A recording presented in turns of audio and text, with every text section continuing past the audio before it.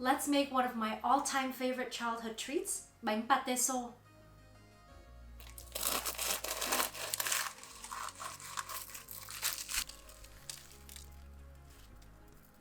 Pâte so is the Vietnamese spelling of the French pâté chaud, meaning hot pastry. If you don't know much about Vietnam, you might wonder, why French? One of my favorite things about food is its ability to record our history, good or bad.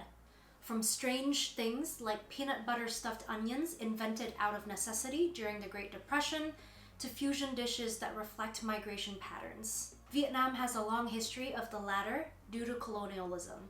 Many dishes in Vietnamese cuisine have Chinese and French influences because of this past. Several very well-known Vietnamese dishes like bánh mì have French ties from the colonial period in the 19th and 20th century. Lesser known than bánh mì, Bánh Patê so is another perfect example of how the Vietnamese people took something French and made it our own. They were always a must-have for me whenever we went to a bakery after school. So take a trip down memory lane with me and let's get started. For this recipe, you'll need puff pastry, pâte, ground pork, jicama, white onion, an egg, fish sauce, bouillon powder, and black pepper. First, let's cut up the jicama and onion. With jicama, instead of using a peeler, I like cutting it into quarters. Then, using the knife to cut off the skin, following the curvature of the sides. Once peeled, we'll cut it into 3 to 5 millimeter thick slices. Now we stack up the slices and cut them into even matchsticks.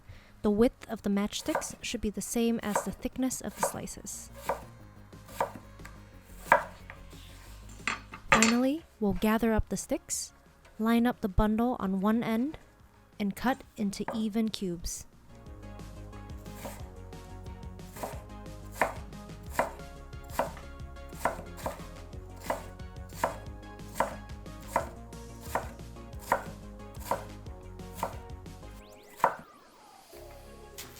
Next, we'll finely chop some white onion.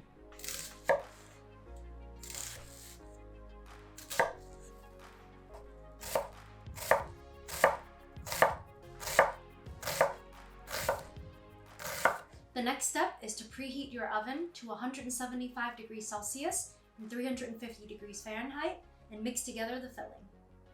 To a large bowl, add minced pork, pâte, white onion, jicama, ground black pepper, bouillon powder, and fish sauce. Use a spatula or spoon to mix the filling, breaking up the minced pork to ensure all the ingredients are as evenly distributed as possible.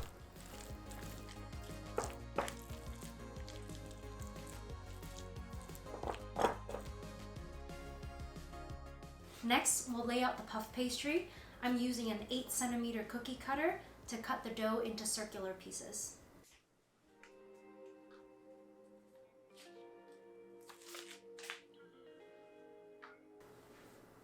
You may need to use a rolling pin and roll out your dough a little bit to ensure that you can cut the number of pieces you need.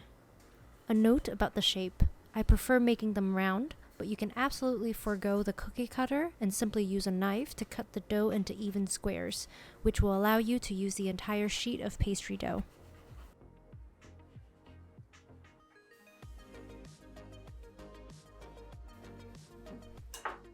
Next, let's assemble. First, we'll take one circle.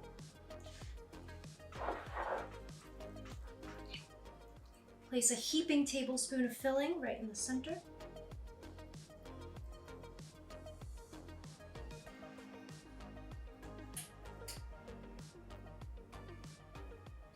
Add a little bit of water around the edges to help it seal.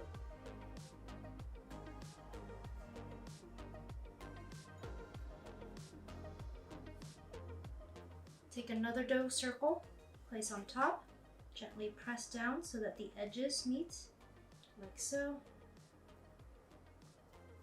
You want to take a fork and press down around to seal.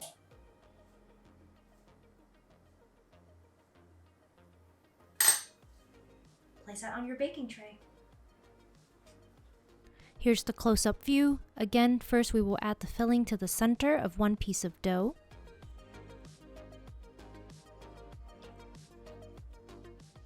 Then, use your finger to brush water around the edge of the dough before placing the second piece on top, pressing down gently to line up the edges.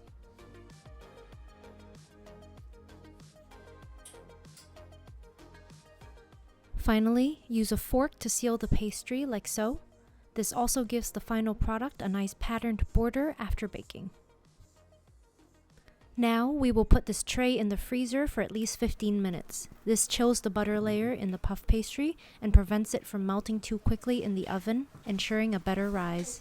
Now we'll beat an egg with 2 teaspoons of water to make the egg wash.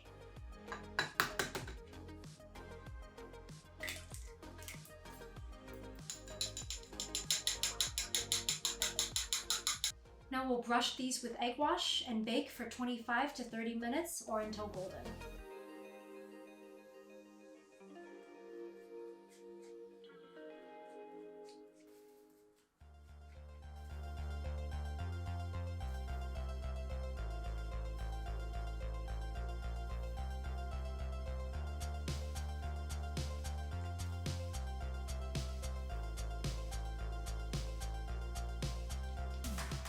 We're ready to bake.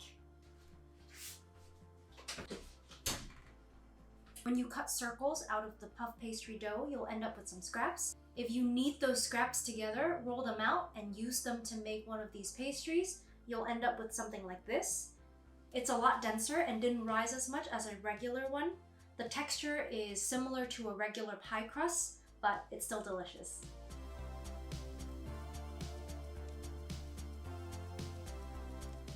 While the history of colonialism is dark, these mini meat pies encased in golden, flaky pâte feuilletée, like many other fusion dishes, represent the creativity, resilience, and adaptability of Vietnamese people.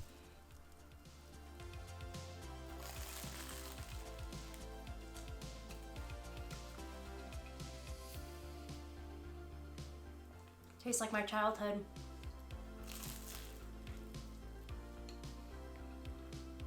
It's so buttery. I could eat so many of these.